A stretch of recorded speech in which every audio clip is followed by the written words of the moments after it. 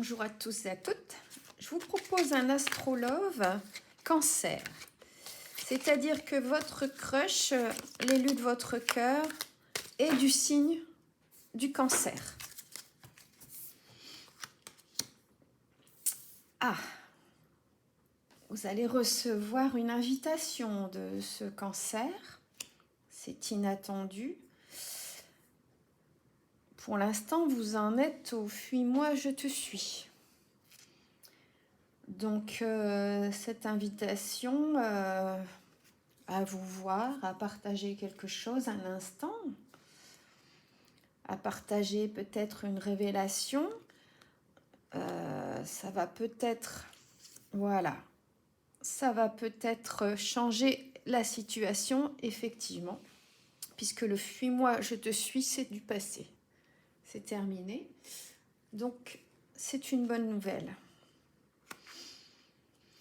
Bon, il y a un manque de franchise de la part de votre cancer. Est-ce que c'est...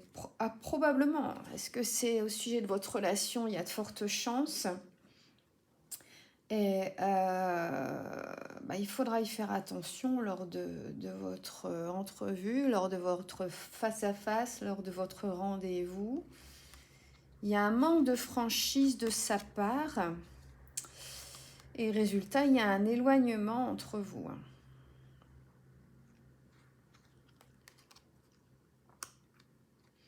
Votre cancer a le cœur brisé.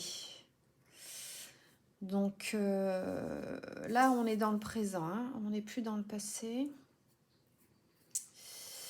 Votre cancer a le cœur brisé. Donc c'est peut-être ce qui justifie l'éloignement. Je ne sais pas. Il faut voir qui lui a brisé le cœur. C'est pas forcément vous, ça peut être une relation passée. Mais là, bon, je vous rappelle, on est au présent. Et c'est une relation triangulaire. Alors, ça arrive juste après le cœur brisé. Donc, est-ce que c'est cette troisième personne qui lui a brisé le cœur ou qui est en train de lui briser le cœur? C'est possible. Est-ce que c'est pour ça que cette personne vous fuyez jusqu'ici quand vous étiez, on va dire, motivé à engager quelque chose? C'est peut-être à cause de cette, cette triangulaire, cette troisième personne qui lui aurait brisé le cœur. Mais là, vous n'êtes plus d'accord.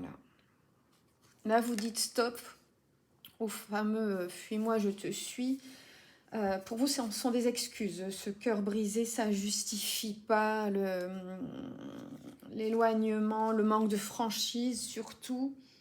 Donc forcément, plus ou moins du mensonge, quoi. Là, vous n'êtes pas d'accord et vous allez lui dire. Bon, cette personne pense à vous. Donc là, on est dans le positif. Vous êtes dans ses pensées et vous lui manquez. Donc, il y a de vrais sentiments.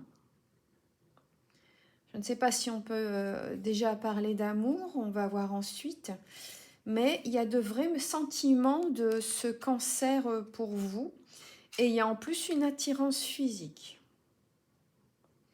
Donc, on va dire qu'il y a tous les ingrédients pour parvenir à une belle relation. Il y a également l'envie de la part de votre cancer.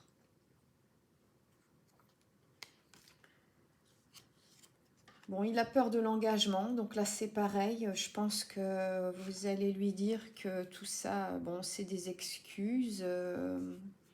Il faut savoir faire des choix. Il faut être justement dans la franchise. Parce que sinon, l'éloignement, ça va se creuser, hein, forcément. Si on a peur, voilà, on a peur de prendre des risques, on a peur de la chute, mais il faut savoir. Vous allez lui demander vraiment d'arrêter ses hésitations, ses tergiversations, ses questionnements, ses doutes. Il manque de confiance, votre cancer, il manque de confiance en lui ou en elle.